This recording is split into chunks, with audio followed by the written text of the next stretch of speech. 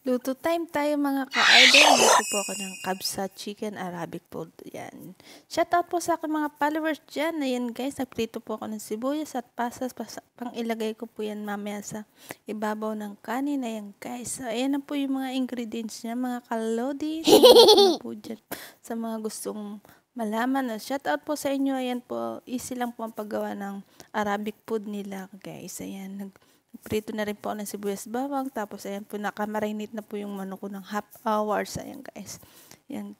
Mekos-mekos na naman po sa kainday nyo dito sa kusina. Ayan, nagmamadali tayo. At para mamaya ay susundo na naman po tayo sa school. Shout out po sa inyo mga kalodi. Ayan po, nag-blender po ako ng kamatis para po ilaha ko din sa kabsa.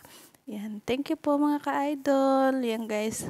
40 minutes ko lang po yan pakuluan, tapos hangin ko na po din agad. Ayan guys. Yan. Ilalagay ko yan po mga kalodi sa oven mamaya. Yan. Pahidan ko po yan ng mga ingredients po mamaya. Isulat ko na lang po kung ano pong ilalagay ko ang ingredients dyan guys.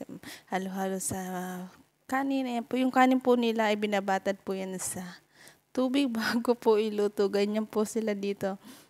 Thank you po sa inyo lahat. Ayan, 48K na po tayo at maraming salamat po sa sumusuporta sa akin. God bless you po. Ingat po kayo dyan palagi.